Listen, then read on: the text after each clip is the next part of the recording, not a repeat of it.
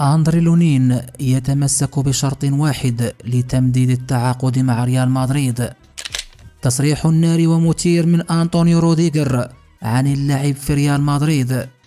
الكشف عن مصير مشاركة كارفاخال مع ريال مدريد في الكلاسيكو. أسطورة ريال مدريد مبابي يذكرني برونالدو لهذا السبب.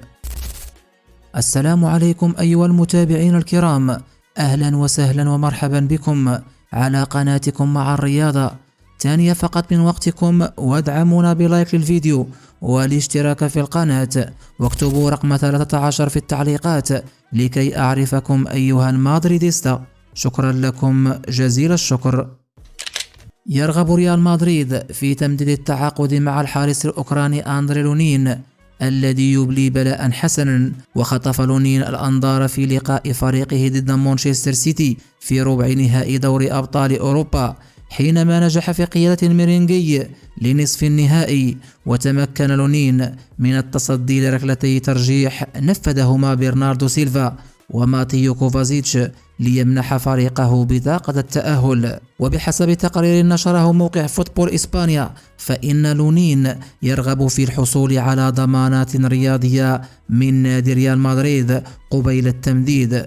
وأوضح التقرير أن أندري لونين يرغب في الحصول على وعد من إدارة ريال مدريد بشأن السماح له بالتنافس مع كورتوا الموسم المقبل حينما يعود الحارس البلجيكي من الإصابة. وأشار التقرير إلى أن لونين يرغب في أن يمنح فرصة متساوية مع كورتوا فيما يخص التنافس على مكانة الحارس رقم 1 في ريال مدريد. وبالتأكيد فإن لونين أظهر قدراته الرائعة هذا الموسم مع الميرينغي، ولكن عودة كورتوا ستجعل مهمة كارلو أنشيلوتي صعبة في الاختيار الموسم المقبل. ونشير بالذكر أن عقد الحارس لونين ينتهي مع ريال مدريد في يونيو 2025. يسعى ريال بيتيس الإسباني للتعاقد مع أحد لاعبي ريال مدريد في إطار الميركاتو الصيفي المقبل. وبحسب صحيفة موندو ديبورتيفو الإسبانية، يتعلق الأمر بلاعب الفريق الملكي الشاب التركي أردا جولر الذي بات محور اتصالات ريال بيتيس مع الميرينغي في الفترة الأخيرة لضمه على سبيل الإعارة بداية من الموسم المقبل. وكان جولر قد انضم لريال مدريد الصيف الماضي قادما من فرنبخش التركي مقابل 20 مليون يورو، لكنه لم يحظى بفرصة كبيرة للمشاركة في المباريات ولعب 98 دقيقة فقط.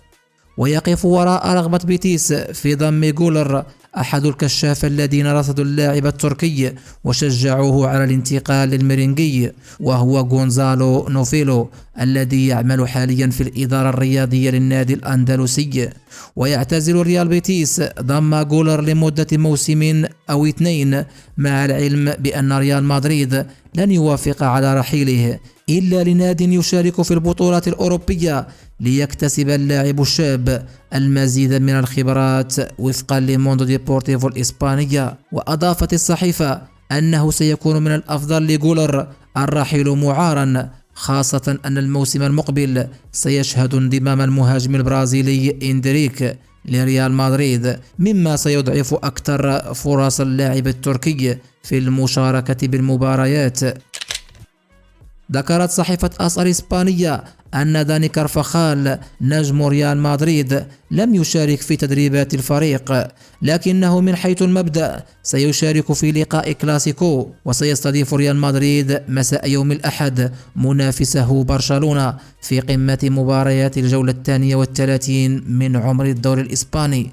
وتعرض كارفاخال لإصابة في مباراة ريال مدريد الأخيرة أمام مانشستر سيتي في دور الأبطال. وأشارت الصحيفة إلى أن داني كارفاخال لم يشارك في تدريب ريال مدريد الصباحي الذي قام فيه الفريق بإجراء عمليات الإحماء المشتركة على العشب، ومن ثم أجرى تدريبات تكتيكية وتمارين على الاستحواذ، وانتهى التدريب بعدة مباريات على مساحة صغيرة. وأوضحت صحيفة أس الإسبانية أن كارفاخال قد تدرب في الصالة الرياضية بسبب الإرهاق البدني، لكن كل شيء يشير إلى أنه سيشارك أساسيا في مباراة يوم الأحد أمام برشلونة، وفقط سيغيب الثنائي تيبو كورتوا وديفيد ألابا عن اللقاء بسبب الإصابة. جدير بالذكر أن ريال مدريد يتصدر جدول ترتيب الدوري الإسباني بفارق 8 نقاط عن برشلونة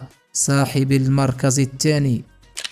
صرح الألماني أنطوني روديغر مدافع ريال مدريد أنه كان يحلم باللعب في الميرينغي منذ عدة سنوات، مشيرا إلى أنه إذا كنت تريد أن تكون دائما مع الطرف الفائز فعليك الانتقال إلى ريال مدريد. وانتقل روديغر صاحب 31 عاما للعب في ريال مدريد خلال صيف 2022 قادما من تشيلسي الإنجليزي في صفقة انتقال حر، وأصبح أنطوني روديغر لاعبا أساسيا لا غنى عنه في تشكيل المدرب الإيطالي كارلو أنشيلوتي خاصة هذا الموسم. وتحدث روديغر قائلا: إذا كنت تريد أن تكون دائما مع الطرف الفائز فعليك فقط أن تلعب في ريال مدريد.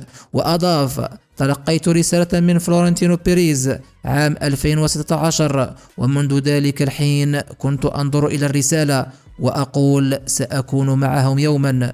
وتابع روديغر: قبل تلك الرسالة كان ريال مدريد مجرد حلم بعيد بالنسبة لي، وعندما حققت لقب دوري أبطال أوروبا مع تشيلسي قلت وقتها أنني صرت جاهزا للعب في ريال مدريد. وأكمل روديغر: تلقيت عرضا من باريس سان جيرمان لضمي، لكنني قلت لنفسي ليس هذا ما أريده. قال أسطورة ريال مدريد كاسيميرو إن كيليان مبابي يذكره بزميله السابق كريستيانو رونالدو، وتشير كل المعطيات الراهنة إلى أن خطوة مبابي القادمة ستكون ريال مدريد بعد أن أبلغ إدارة ناديه برغبته في افتراق المسارات. وقال كاسيميرو في تصريحات نقلتها صحيفة ماركا الإسبانية: مبابي واحد من بين أفضل اللاعبين في هذه اللحظة إن لم يكن هو الأفضل. وتابع: مبابي لاعب سريع جدا وذكي ويذكرني بكريستيانو رونالدو. وأوضح كاسيميرو فكرته بالقول: حينما يكون رونالدو في الملعب فالفريق المنافس يواجه خطر تلقي الأهداف، عليك دائما أن تشعر بالقلق حياله لأنه سيهز شباكك، هو يشم رائحة الهدف. وأكمل كاسيميرو: حينما لا يكون رونالدو في حالة جيدة يمكنك أن تتوقع أنه سيسجل، هؤلاء هم النجوم ومبابي ينتمي لهذه النخبة. وتابع: مبابي لم يلعب بصورة جيدة في لقاء الإياب ضد برشلونة، ولكنه غادر اللقاء بهدفين. ولعب مبابي بقميص باريس سان جيرمان في 302 مباراة في كافة المسابقات، سجل فيهم 253 هدفا وصنع 107 أهداف لزملائه. إن أعجبك هذا الفيديو لا تنسى عمل لايك والاشتراك في القناة.